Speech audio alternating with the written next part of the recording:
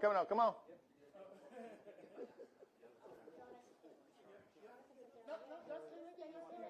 You're fine. We're not going to discuss how many VA employees it takes to sit to do a picture. Here we go. Thank you. All right, super. All righty, thank you.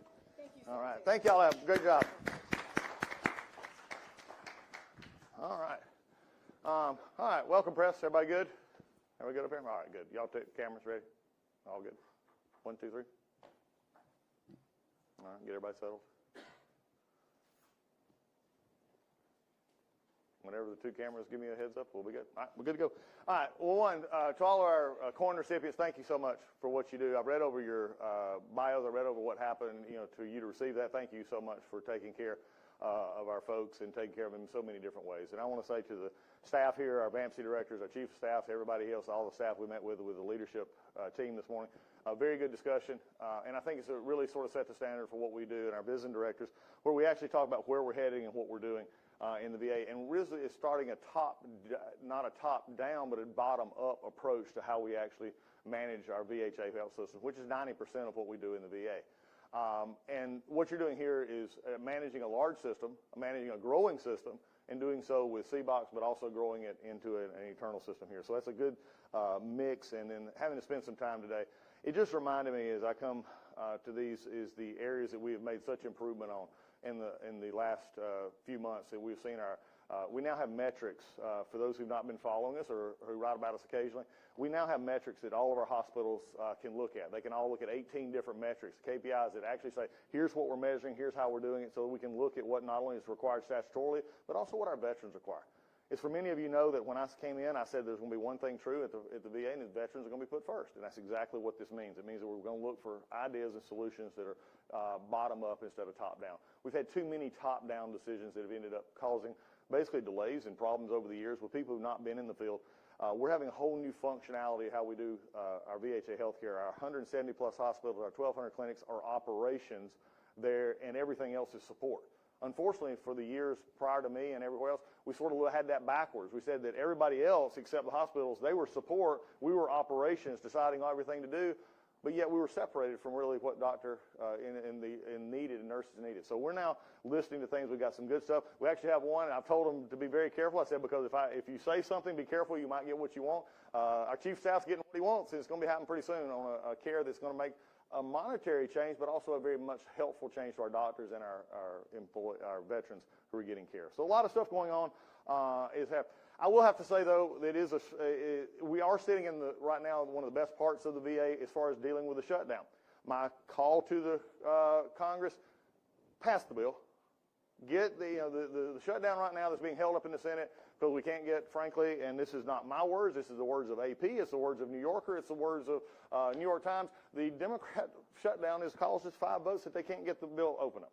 So, look, VHA, let me just assure everybody here, healthcare system is working. We have pre-approved funds. We go into an advanced funding appropriation. So nobody should be, no matter what you read or what you hear, if you need healthcare at the VA here, especially in Washington and all over the country, are actually operating. Our clinics are operating. They're going through exactly what they've been doing all along. And by the way, I just have to say they're doing it better, faster, and quicker, and more quality than we've seen in years. And I think that's the testament to the doctors, the nurses, the administrators saying, hey, for the first time, we can make changes that actually help our veterans. I received a call just the other day from a doctor out in Colorado who called me up because I had talked to him because he'd give some good care, and I just picked up the phone one day in the airport and called him and said, hey, I heard about what you did. And he began to talk. Well, he checked me out, which is I'm glad he did. He said, I saw you on Sean Ryan podcast. I saw you on these others. He said, I believe in what you're talking about. He said, I want to talk to you about how I can help my patients. So I had a good conversation with him, and he was able to give us some stuff that is going to help us with patients. That's what this is all about. That's why we do what we do. And so as we continue on to look at this functionality in VHA, I'm very proud of VHA. Now, how does that affect the rest? Well, in VBA, we're all mostly on furlough. That means our disability payments are still being made. Please don't worry about your disability benefits. And we're all processing them, but I'm having them processed by people who are not getting paid. This is not right. It shouldn't happen. We need to fix that. And in our cemeteries right now, basically everybody in our cemeteries is on furlough as well, but they're exempted coming back in, so we're able to do our burials and the things we need. Now, where does it affect us? And this is what I want Congress to loudly hear. I have veterans who are getting out of active duty who are trying to get their employment. They're trying to get skills. They're trying to get their new job set up. They're trying to get the tools, which our VR&E, our vocational rehab and education folks are able to do. And guess what? Right now they can't do it. They're shut down. So we have some people who are trying to make a life outside of their time in the service, and they can't do this because Congress has decided that they want to shut the government down. And I just call on right now Congress to get this done. I see it right now. I served in Congress for 8 years. I know the hill. It's time for my friends across the aisle to vote to open the government just like they've done 18 times while I was there and others, and then have the discussions that you need to do on policy. Quit holding my veterans hostage right now in the way we're doing it. So with that, I'll be happy to take a few questions. Go ahead. You're the only one there. There you go.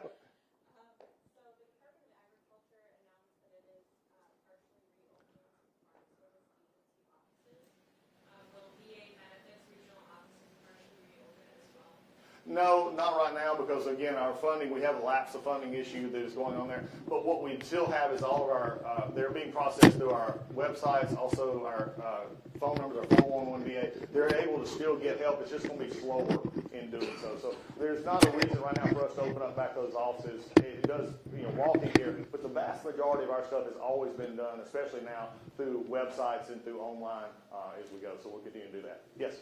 How many of your employees are currently furloughed right now? Over 30,000. Next. Can you talk about, are you happy right now with the staffing levels that you have throughout the system? Have you reached the 30,000 cuts that you were looking for this year? And do you think that that's like the new steady state that you're hoping for, or do you think there's areas for growth going forward? Well, I think one of the things, issues is we organized, I would take an issue of the cuts. We had 30,000 people who took early retirement, which was part of our reshaping, out of which, by the way, 350,000 job positions were spared, and we're not allowed really to do that, including almost every hospital staff that we have in here. So we're in a good place right now. And some people ask me, well, where's staffing-wise, where it needs to be, and our FTE counts, and we're working that. And I look at it this way, that we're now, some numbers that I didn't give in my presentation, we're looking at those metrics. Right now, VA is judged by wait times. We should not be judged by wait times only, because that's only what Congress, and we could get a handle on VA when we were having the scandals of the waiting list and stuff to make sure people got in. So when you look at those numbers, our metrics are going in a good direction. We're seeing quicker times for PAC services, quicker time for community care. We've actually opened back up community care, where the previous administration, the last 4 years, it basically shut down our access to community care. We're opening that back up, which has helped our veterans get more time. So when you look at it from that perspective, if we've taken this cut, but in disability claims, we're actually had 260,000 disability claims that were over 120 days. When I started on February 1st, we're now at 128,000 disability claims right now. And our total volume was over 1 million when I stepped in. We're at 600,000 now.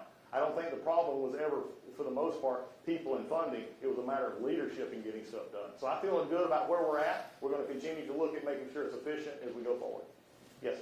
Yeah, thank you, Mr. Secretary. Mike Lim of the Washington Times. I want to say I'm also a veteran, and this is my VA medical center. I would just like to know which departments within your within the department are these furloughs coming from, or are they sort of spread around among the VA? It's spread out a good bit, but mainly coming from VBA and NCA, and also VACO, Central Office. Next week, Jim Ad runs out, and so Central Office will be taking a large hit there as well. So we're still going to be about 40 to, I think maybe about 40, 50,000 most, Chris, that's sort of the number.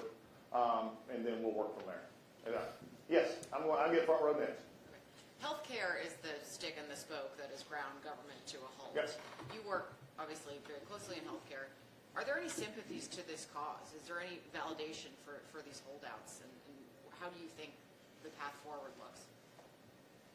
Well, number one, our healthcare is outstanding at the VA, and we're not affected by this. Am I holding out sympathy for those who are not paying our air traffic controllers who really voted not to pay our troops into that? Not really.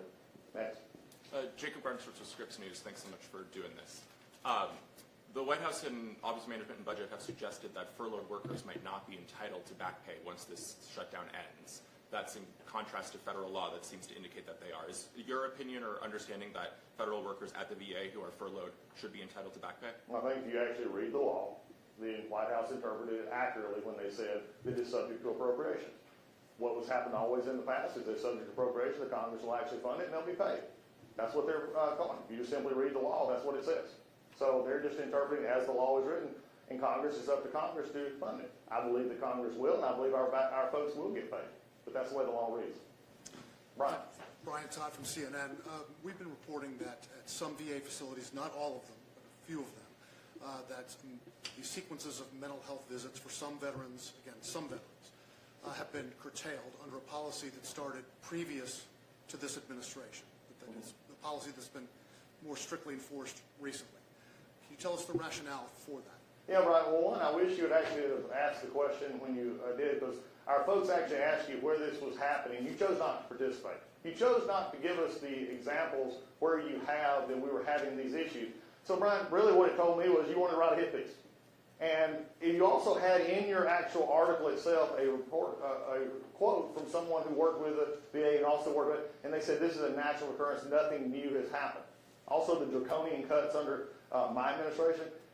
Here's the issue. We've changed nothing. And if somebody needs a mental health appointment, they're going to get their mental health appointment. The issue of everywhere else as we deal with this is other agencies, they do have limits on how we work, and these have always been in place. Nobody is missing anything. Nothing has been taken away from them. And what really bothers me the most, Brian, is I appreciate anybody writing an article.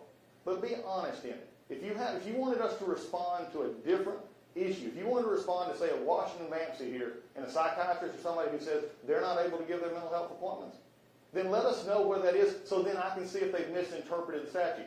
You chose not to give our folks any example of where these were happening. That tells me you didn't want a story, you wanted a hit piece. Next. Thank y'all. I got one more. Given the progress that the VA has made addressing backlogs, how has the shutdown affected that work? It slowed it down, but we're still working. Our folks are still working. I got great employees, and the VBA is working. We're just not able to put as many people on it right now as we have, but they're still working through it. And so I'm really proud of what they're doing to get that down. I'm hoping to have an announcement pretty soon that we're going to be at historic levels. And I think really right now we're at historic levels now because PACT Act, if you take COVID and PACT Act, which actually increased our workload a little bit, if you go back and take those and measure those accurately with 2019 levels, we're probably as close to historic levels of disability backlogs. And can I tell you another good story?